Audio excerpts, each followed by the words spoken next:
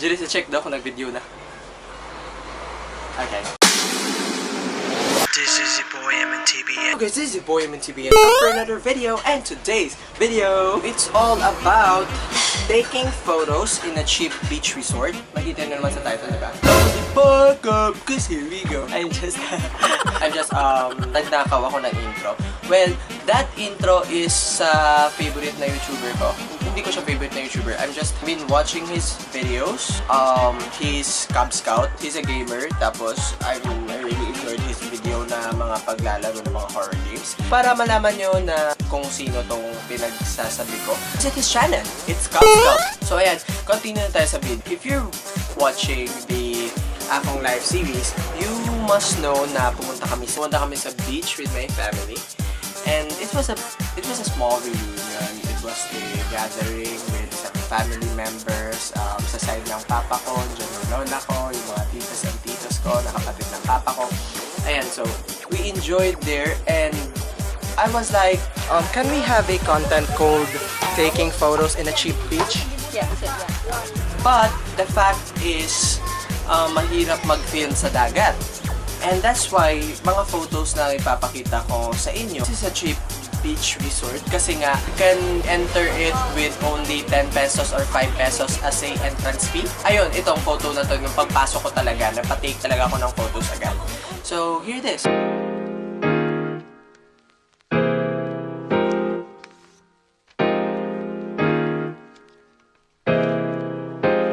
Tapos, next naman is yung photo na meron kasi siya sa center, na meron siyang center na parang coral leaf na bato na ang laki. So, umakit ako doon and I took some photos. Kaya ito yung mga pictures na nakuha namin doon.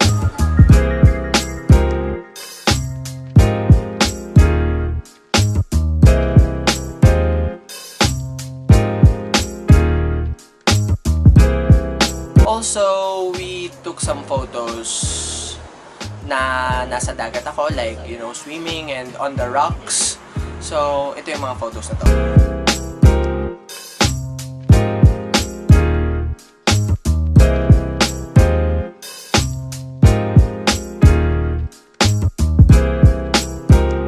Next naman guys, we stayed there until the time na parang ano na siya, golden hour na siya, like 6 PM. Yung lugar is looks like gloomy na. Sa mga Instagrammers out there, 'di ba? Alam niyo ba yung golden hours? Yun yung mga favorite natin, 'di ba? Yung mga pa-pink skies. Okay, so here are the photos.